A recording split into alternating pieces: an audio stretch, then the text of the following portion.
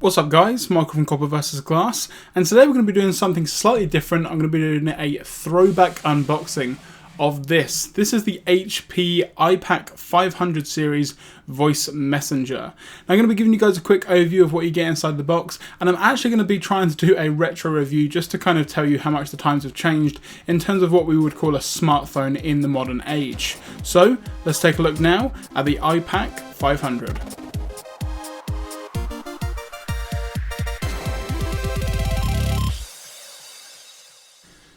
Okay guys, so like I mentioned, this is just going to be the unboxing portion of the phone, and then I'm going to be going on to actually do a full review. I'm going to try and use this phone as somewhat of a daily driver to kind of get a feel for what smartphones used to be in 2007, which is when this phone actually came out.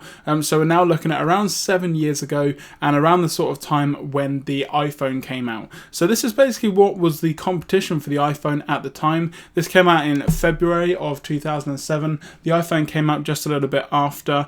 So let's just dig in and have a quick look into the box. So you can see that on the front of the box you've got a description of, a picture of the actual phone itself, and then obviously on the side here you've got a little bit of specifications in terms of what you do actually get in the box itself.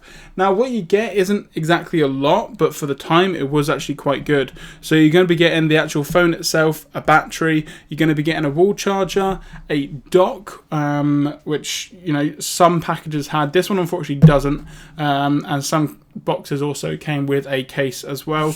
You've also got some specifications on the actual phone itself just down the side here, so you can see here that it's going to be running Windows Mobile, and it's going to be version 6.0. So it's a pretty old version. No Metro stuff is going on with this phone, and it kind of gives you a brief overview on the back here of what you're going to be able to get, including certain things like Office on the actual phone itself, which is definitely really nice. So there's a flap just on the front here which we'll take out. You're going to be given a kind of brief overview of how to use the phone in terms of where the volume keys are, micro SD, headphone jack, etc. And if you look just on the top here, you're going to be able to see how to insert the battery in the SIM card and obviously charging the device itself. Here, I don't know if you can read that on camera, it says the computer is personal again. So like I say, back in 2007, smartphones were becoming kind of all the rage. They moved on from what was known as a feature phone to basically do things like email, browse the web, and things like that, basically. Now, if you thought you got a lot of paperwork with modern day phones, you're going to be quite surprised here because there's quite a lot. So you're going to have a simple get started guide. You're going to have important notices, user end agreement, some things about the actual software itself, global limited warranty, but these books are quite thick. There's quite a lot of information in them. You're also going to be getting a CD. I remember the time of when mobile phones had CDs. So basically this is going to be the software that you're going to need to do things like syncing across the actual phone itself for the computer. And just in general, it gives you a guide. So it gives you a digital guide of how to use the actual phone itself. And then we get to the actual phone and all of the accessories. Now I'm going to take the phone out and put that to one side, which we will come back to in just a minute. Now you are going to get some headphones. A lot of phones these days don't come with headphones, and obviously this being an HP phone, you can see here that the headphones themselves aren't exactly great quality. There is a volume on the side. You've also got a end and answer phone call button as well.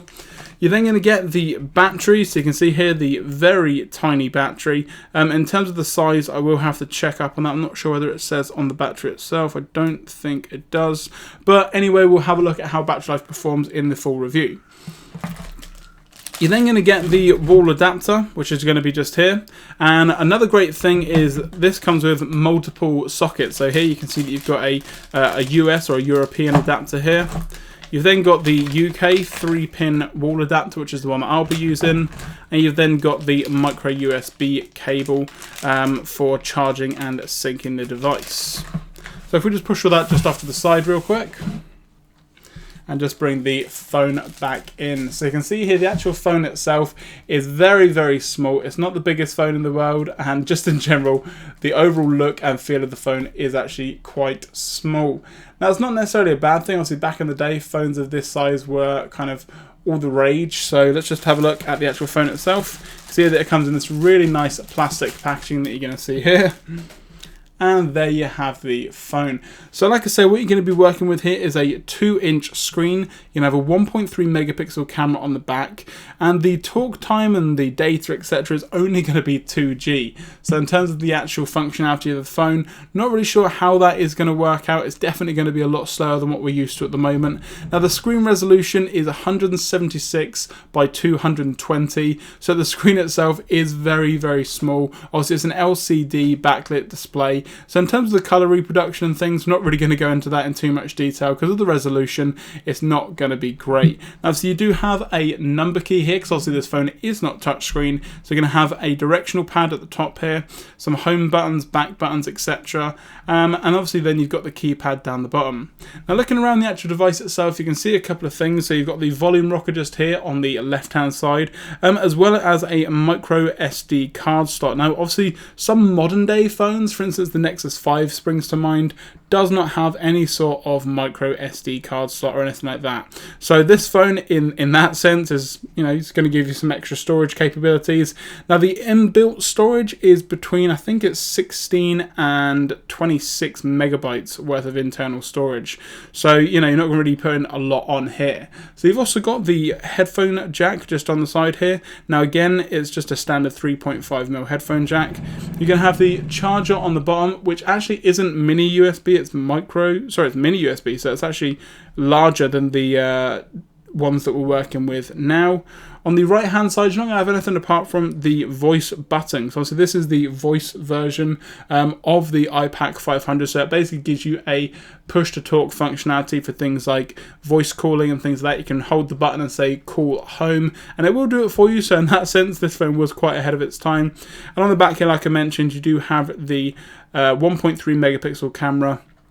This here is not a flash, it is actually a mirror. So for all those people that like taking selfies and things like that, take note, this phone will be great for that because obviously you can see yourself in that little mirror. You've then obviously got the speaker at the top here. So what I'm just going to pop the battery into the phone now. Now the only problem I'm going to have with doing the full review is I won't be able to give you guys any insight into the voice calling or anything like that, because the SIM card that it takes is one of the older, larger SIM cards, which unfortunately I do not have.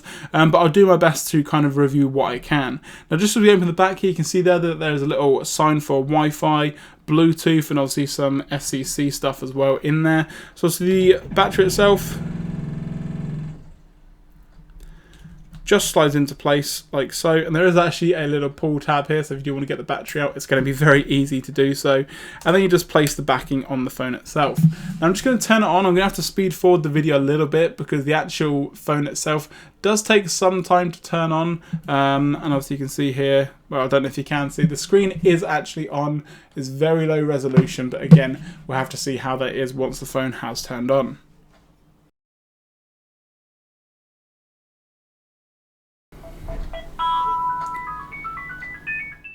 Okay guys, so the phone is all turned on, and you're going to be seeing here, you're going to have Windows Mobile 6.0. So like I said, we're going to go into this in a full review, hopefully giving you as much insight as I can into the actual phone itself, and kind of going through a couple of features that obviously you maybe don't get on modern smartphones. I can see straight away you've got here something like Windows Media Player, so definitely very nice. And just having a quick look around the phone just as a more close-up view compared to earlier, you can see here that the phone is very thick indeed.